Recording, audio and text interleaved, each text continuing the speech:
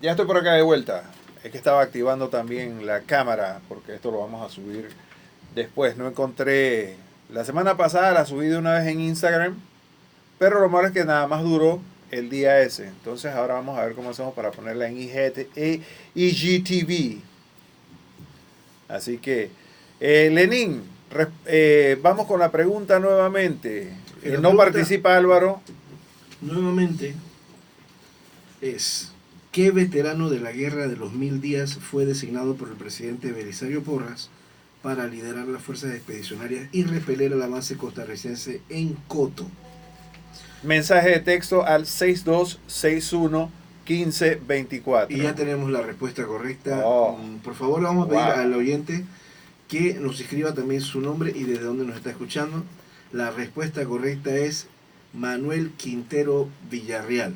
De hecho, el Ajá. presidente Porras quería él mismo liderar la fuerza expedicionaria, pero le dijeron: aguante, señor presidente, no queremos un vacío de poder en la capital, mande a alguien con mucha experiencia, y mandaron al general Manuel Quintero Villarreal, que conocía perfectamente la región de Chiriquí y era amigo de guerra de mi tatarabuelo Enrique. El ganador fue Julio Quintero. Felicidades, Julio. ¿De dónde nos escuchas? Julio, si nos puedes escribir, por favor, de dónde nos escuchas. También fue la semana pasada. Sí, exactamente, son los mismos participantes, pero parece que están... No, pero está bien, es gente que está pilada.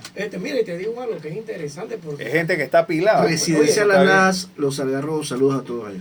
Oye, es algo increíble porque ya están haciendo su propia colección.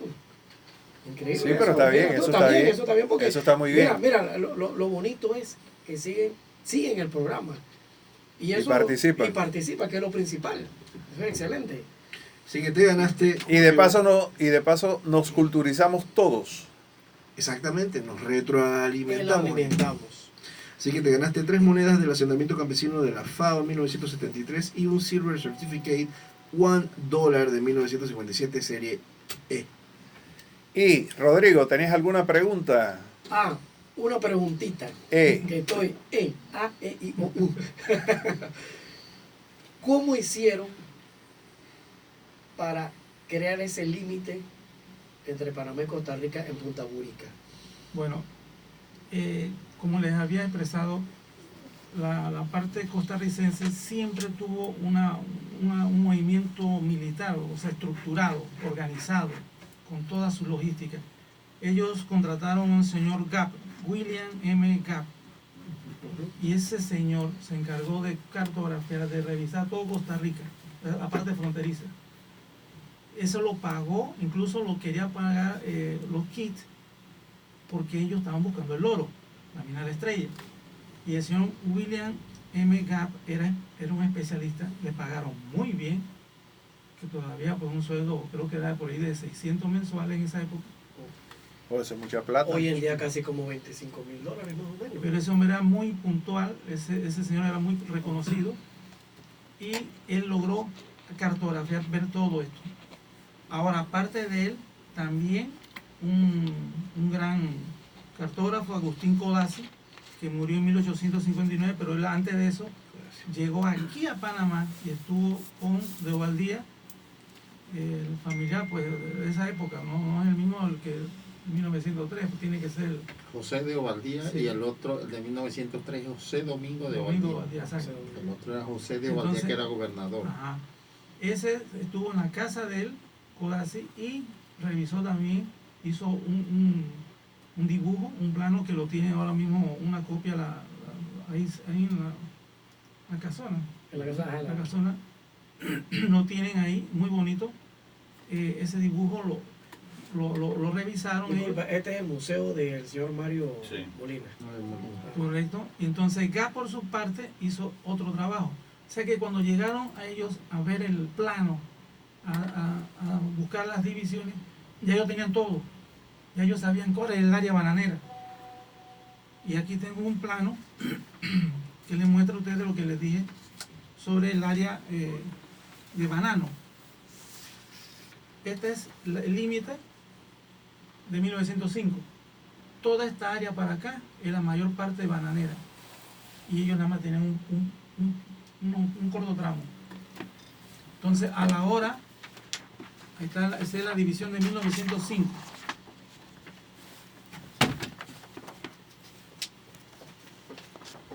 Oye, sí. Interesante. Y esa parte, ¿qué quiere decir? Que ellos lograron estar preparados para la hora que, bueno, ¿dónde conviene? Cuando vamos a dividir las aguas, donde están divididas las aguas, sirve como ruta, ¿no? del plano. Y así se fueron, porque ellos sabían por dónde iban a ir. En el caso de Changuinola, usaron el río Zigzaola. Pero qué curioso, ¿dónde nace el Zigzaola? No, dicen que es el Yorkin. El Yorkin. Pero revísalo. Revisa los afluentes que tiene el Zigzaola. Y cuidado que si un especialista lo revisa, eso no cuadra. Entonces, pero bueno, lamentablemente fue hecho así. Ya lo hecho está, porque ellos lo conocían bien. Del lado panameño no conocían la cartografía de esa área. Así que estamos a ciegas. Simplemente se hizo el fallo, el convenio Anderson Porras, fue firmado. El presidente de Ovaldía, el José Domingo Ovaldía, no quería dar más poderes, pero bueno, él falleció en esa época, murió, y dos presidentes interinos que siguieron ahí, creo que es Carlos A. Mendoza, y siguió otro más, Telefebre, creo que fue. Ernesto Ortiz Telefebre. Sí. Uno de ellos firmó esos poderes, y ahí la firma de ese poder dio a que sentaran las bases para el fallo Guay. Nace otra pregunta de este fallo Guay. La Corte Suprema de los Estados Unidos actúa como mediadora, bien, pero si hacía unos años atrás habían firmado un tratado del Canal de Panamá, una ley en los Estados Unidos, ley para poder ellos hacer el tratado, tienen que tener una ley, y esa ley entre palabras y puntos y demás, los enemigos de Panamá eran los enemigos de los Estados Unidos, los amigos de Estados Unidos, exacto, o sea, lo que era enemigo de Estados Unidos era enemigo de Panamá, y lo que era enemigo de Panamá era enemigo de los Estados Unidos. Entonces, ahí no se cumplía la ley. No se cumplió la ley. Al contrario, el enemigo fue el amigo, ¿sí? Salió favorecido. Entonces se supone que un abogado, ¿verdad?, toma eso en cuenta. Yo estoy protegido por una ley, ¿y por qué tú me desmejoras la frontera? Bueno, yo creo que desde aquel entonces ha habido lo que se llama tráfico y mal manejo, sobornos, bueno, contubernio para... El usuario del canal más grande... Llévatelo y me das algo a cambio. Sí, el aquí usuario no pasó más grande nada. iba a ser el bananero, que iba a ser la finca en el Pacífico. Y eso pudo más que los compromisos escritos. Claro. Es que ahí básicamente, recuerde que en cuestión de política exterior, los norteamericanos se manejan de acuerdo a sus intereses. A lo que les conviene, es así. Entonces, los intereses de ellos, en el momento de la construcción del Canal de Panamá, estaban acá en Panamá, pero en el momento de los intereses de la compañía transnacional bananera, estaban en el lado de Costa Rica, y obviamente ellos están donde están sus intereses. Eso es la situación que se dio. Para aclarar también un punto, cuando respecto a la pregunta de Rodrigo, en el área de Punta Burica se estableció que los ríos que desembocaban en el Golfo Dulce ese era territorio costarricense, y los que desembocaban en la bahía de Charco Azul era territorio panameño. Entonces la división de aguas era la serranía que hay en Punta Burica. Entonces eso fue lo que estableció pues los límites en ese momento. Hay algo también importante. Recuerden que en 1900 Émile Loubet, que era presidente de Francia, a solicitud del gobierno colombiano y costarricense, emitió un fallo, el fallo Loubet, que establecía los límites entre Costa Rica y Panamá. Le daba a Panamá todo el valle del río Zigzaola, que era una zona extensa de terreno en el área pacífica, y en el área atlántica. En el área pacífica sí le daba también a Panamá partes del valle del río Zixaola. Ese fallo no fue aceptado por los costarricenses, entonces eso fue lo que continuó la discordia en cuanto a los límites entre Panamá y Costa Rica, y que se recurrió posteriormente al presidente de la Corte de Estados Unidos, quien estableció pues posteriormente este fallo, que en ese momento no fue aceptado por Panamá, el fallo White, porque le quitaba a Panamá todo el valle del río Zixaola y también incluso una parte del valle del río Coto. Pero inclusive este fallo White, comparado con el tratado Arias Calderón Guardia, que se firmó en 1940 y estableció el actual, los actuales límites de Panamá y Costa Rica, le daba parte del río Coto a Panamá. Y en este tratado, pues Arias Calderón Guardia de 1940, esa parte también le quedó a Costa Rica. Wow, interesante cómo cambian las cosas, ¿no? Vamos con una pregunta más, ¿algún premio más que tengas por ahí? Tenemos varios premios que no sabemos cómo andamos de tiempo. Bueno, de tiempo ya nos pasamos, pero nos vamos a pasar un rato más para poder... Correcto. El tema lo amerita. Bueno, tenemos aquí unos premios molto bene. Un biglietto di Stato a corso legale de 1 lira. Tenemos Una un lira. billete italiano esta noche para todos ustedes. Muy curioso. Pásamelo aquí para poder... para Mini poder italiano.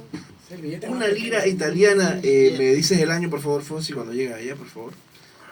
¿Qué serie es? ¿De qué año? Wow. La verdad es que no, aquí yo no le veo... En la parte de atrás.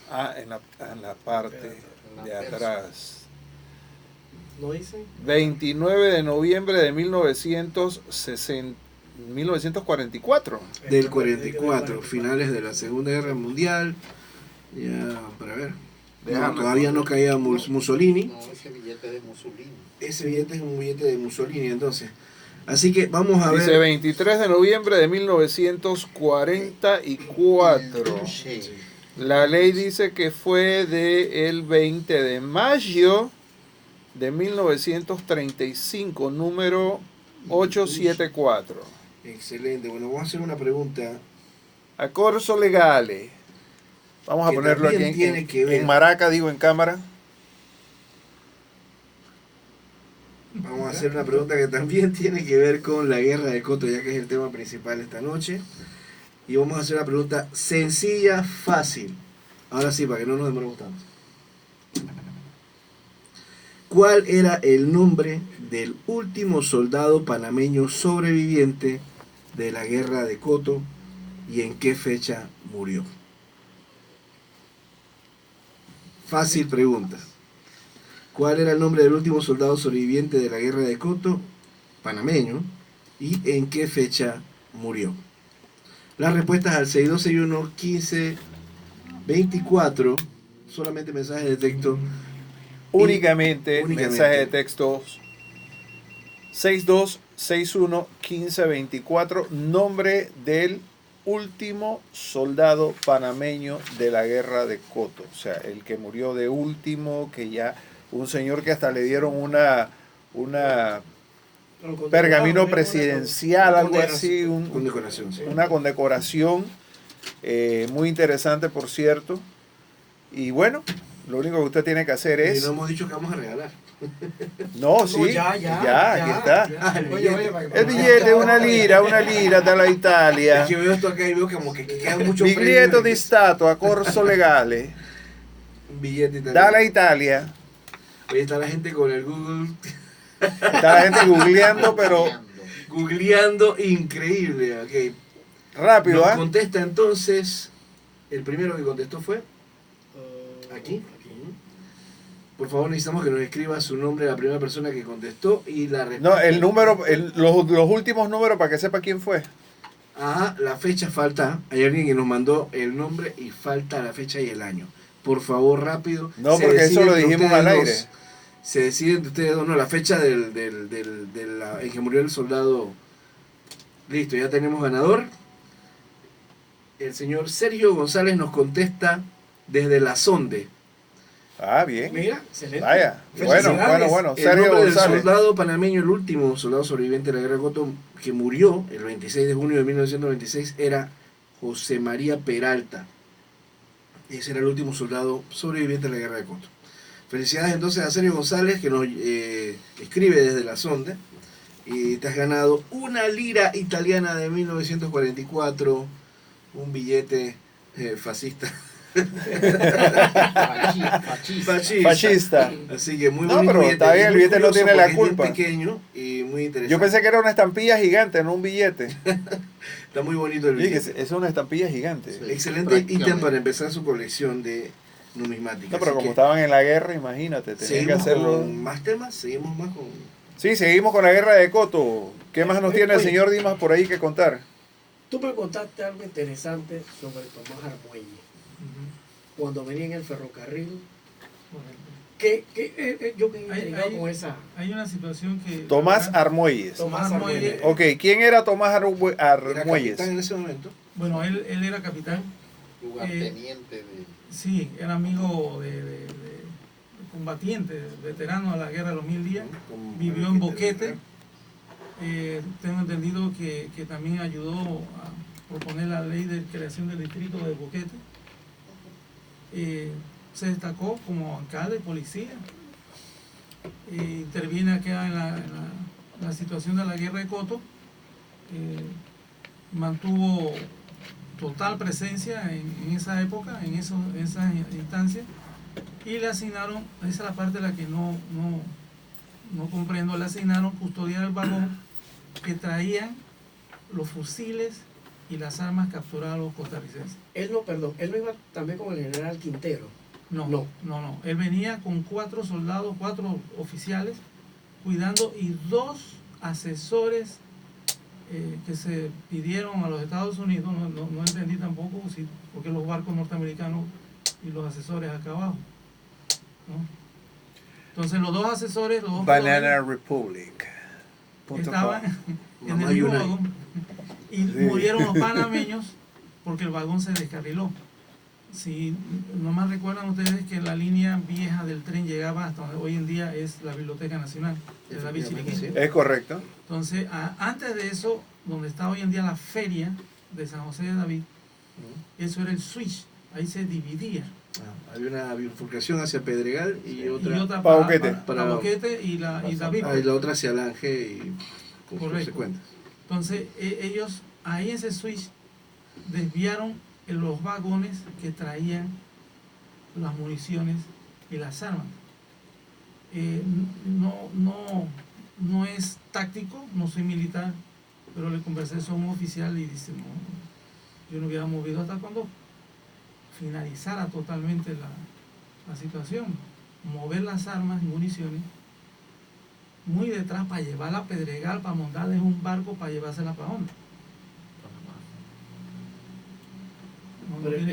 Pero ese era el buque, Veraguas, que era como el buque que iban supuestamente a transportar. Veraguas, yo creo que tenía el nombre de... Usaban el vapor El David, vapor. el vapor David lo usaron mucho. Usaron la lancha de los Halfen para transportar soldados también. Pero lo interesante es por qué yo voy a retirar las armas de mi área, que está caliente, porque tengo problemas fronterizos. Bueno, me imagino que a lo mejor ellos en ese momento lo harían pensando de que si venían y retomaban eso, recapturaban las armas que se les habían quitado. Bueno, no, Pueden haber pensado también así, o sea, hay que ver la probabilidad. También que de repente era parte de la presión política que ejercía Estados Unidos. Y estaban que como parte del trato era que tenían que retirar armamento y todo lo demás. Correcto. De hecho, la posición de Panamá fue reinstalar su posición administrativa en el territorio y simplemente replegar las Fuerzas Armadas. Eso fue la posición de Panamá. y en septiembre entregaron todo, y los costarricenses ocuparon por lo menos Coto en septiembre. Básicamente, para tratar de absolver ese interrogante, básicamente aquí está, como dice el amigo Lenin, estaba la intervención de la política exterior norteamericana. Las armas que se habían ocupado a los costarricenses habían sido proporcionadas a ellos precisamente por los norteamericanos. Entonces, esas armas obviamente tenían que ser devueltas a ellos. Y por eso, al ocupar esas armas y tratar de mantener a la policía panameña bastante desarmada, fue que se estableció esa situación. Por eso fueron hacia Pedregal, porque esas armas tenían que ser entregadas en Ciudad de Panamá. Es importante establecer también que al final de este conflicto bélico, yo no lo llamaría una guerra porque fue de muy corta duración. Sí. Básicamente los norteamericanos implementaron 3 días. Pocos caídos. 3, 5 días. implementaron la llamada política de las cañoneras. Es una de las situaciones diplomáticas que los norteamericanos utilizaban y siguen utilizando también en la actualidad, ya que ellos impusieron en la costa panameña pacífica al crucero Pensilvania, al acorazado Pensilvania, y en la costa atlántica al crucero Sacramento, específicamente para amedrentar e imponer el cumplimiento del fallo White, que era el que ellos les convenía pues en ese momento que se cumpliera. Esa presión que ejercieron los norteamericanos, recuerda que el presidente era Belisario Porra, esa presión que ellos ejercieron inmediatamente motivó la retirada de los soldados panameños del área de Coto y del área de Río Zixaola en Bocas del Toro. Muy interesante. ¿Alguna pregunta, algún comentario? ¿Algo más por allí? ¿Premios? ¿Otro premio? Otro premio. Entonces, Vamos con los premios rapidito. Otro premio porque el otro se celebraron muy rápido. Tenemos un billete sello rojo de 1963 de $5. Oh, se ve Hablando de bien. Mama United de los Estados Unidos, Mama United. tenemos un billete bastante en buen estado, muy coleccionable. Mama United and Uncle Sam. Exactamente. Tenemos este billete de sello rojo $5. Así que vamos a hacer Pásamelo por allí La para pregunta. mostrarlo acá. que tiene que ver también con lo que acabamos de hablar. ¿Cuál es la pregunta? La pregunta es, ¿qué modelo, va a estar difícil yo creo, qué modelo de rifle capturaron los soldados panameños a los soldados costarricenses en las primeras batallas de la guerra de Coto? No eran de Pérez, ¿verdad? No eran de Pérez, no. No, ¿Qué modelo de rifle capturaron los soldados panameños a los soldados costarricenses en las primeras batallas de la guerra de Coto? Pero me imagino que habían varios modelos, así que la opción está... Sí, yo pienso que la pregunta como que no... Pienso que está muy difícil porque ahí habían varios. Sí, ¿verdad? No, pero pues más fácil las respuestas, ¿no? Hay múltiples opciones. Bueno, es que... Sí, Ya Lenin está con su Treasure Hunter. Está el detector de metales. ¿Qué rifles encontraste? No diga. No vamos a decir. Por ahí tienen que responder, por ahí van a responder. Vamos a pensar que sí van a responder. Que lo googleen. Que lo googleen, pues. Así de fácil. Ah, no, yo tuve que ver una foto y ampliarla y darme cuenta del modelo de rifle que estábamos usando. Así que va a estar un poquito difícil. Sí, pero yo te digo, cambiemos la pregunta. Sí, vamos a hacerla un poquito más fácil entonces. Alto Alto ahí. Eliminen. Borren ahí en la barra de búsqueda de Google, por favor. Borren eso. la barra de búsqueda en Google. Ok, Delete. este es fácil porque acabamos de hablar de algo que íbamos por ahí en el tema.